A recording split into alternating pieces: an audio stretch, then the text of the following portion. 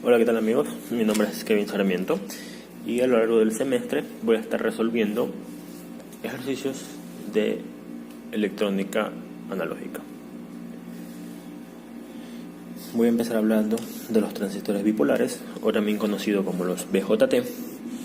No voy a hablar tanto de los temas de cómo están construidos, para qué nomás sirven, dado que sirven para muchas cosas. Y en internet hay mucha información acerca de eso. Lo que sí voy a hacer es dejarle un link en la descripción del video de otro canal donde explican más a fondo eso. Lo que voy a explicar es un poco de los tipos y lo que hay que tomar en cuenta para poder resolver un ejercicio acerca de eso. Y al final resolver unos ejercicios sencillos, pero que sirva de ejemplo de cómo se resolvería un ejercicio con transistores. Más adelante subiré ejercicios más complejos, probablemente lecciones o talleres que me tomen. Bueno, empecemos. Tenemos que tener en cuenta que los transistores BJT existen de dos tipos: de conexión NPN, y de tipo PNP. Su simbología es la siguiente.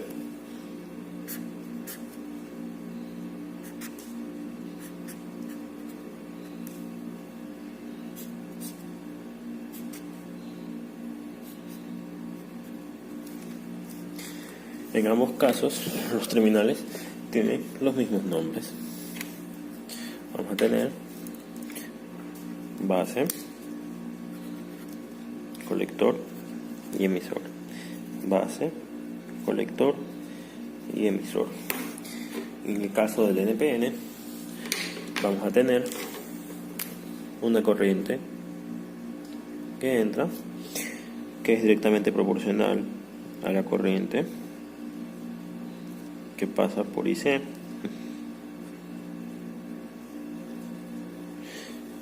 y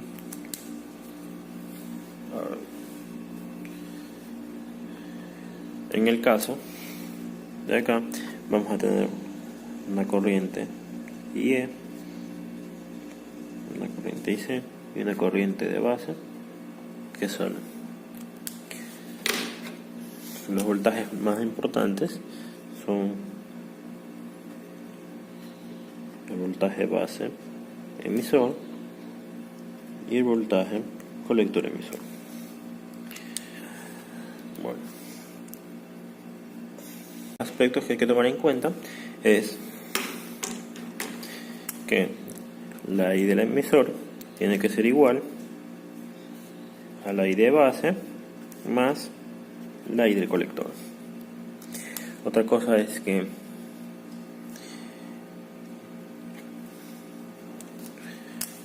la I del colector es aproximadamente la I del emisor, y como les comenté hace un momento, la I de colector es directamente proporcional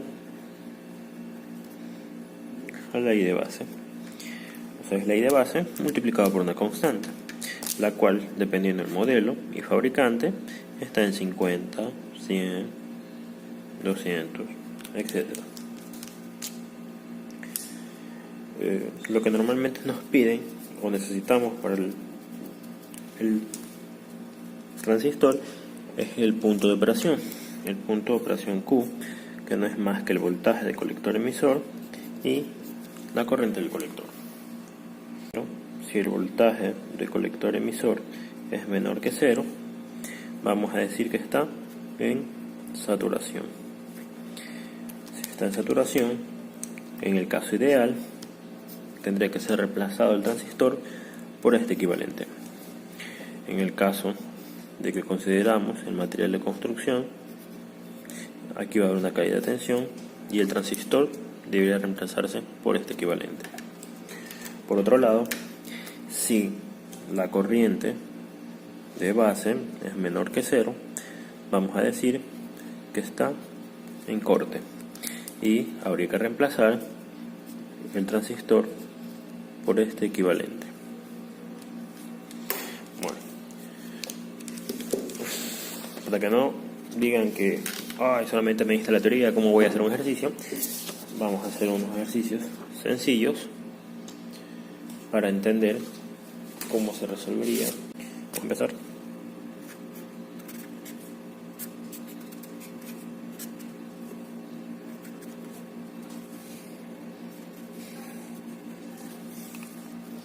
Como vemos, se trata de un transistor NPN, por lo tanto vamos a tener aquí una corriente de base. Casi me olvido, el problema nos dice que el voltaje base emisor es de 0,7 y que la constante es 50. En esta parte de aquí vamos a tener el voltaje 0,7 y aquí el voltaje colector emisor.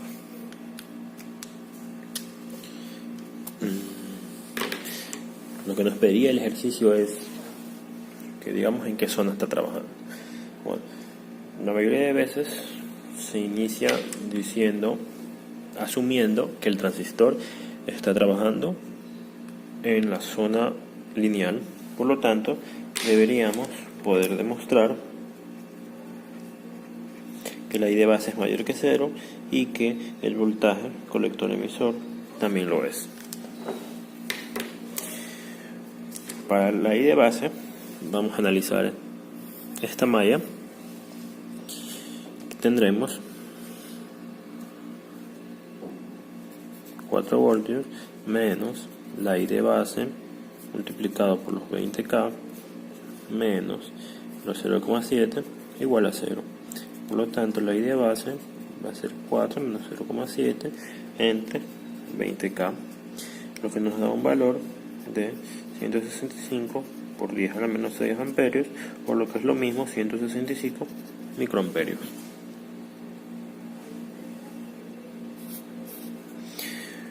Como vemos, la I de base es mayor que 0, por lo tanto, no está en corte.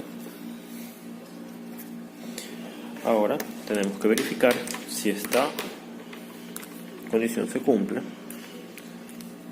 Para ello analizamos este de acá y tenemos los 6 voltios menos la I del colector multiplicado por 100 ohmios menos el voltaje colector emisor, y eso es igual a 0. Ahora, ¿de dónde saco la I de colector? Bueno, pues habíamos dicho que la I de colector es beta veces la I de base. Por lo tanto, tenemos 6 menos 50 I de base por 100, y eso es igual al voltaje colector emisor. Por ello, el voltaje colector emisor va a ser igual a 6 menos 50 por los 165 microamperios por 100, lo que nos da 5,17 voltios. Como el voltaje colector emisor es mayor que 0, podemos decir que no está en saturación. Por lo tanto, nuestro transistor sí está trabajando en la zona activa. Y si nos piden el punto de operación, no sería más que el voltaje colector emisor junto con la corriente del colector, que vendría a ser 5,17 y 50 veces IB, que es 8,25 miliamperios.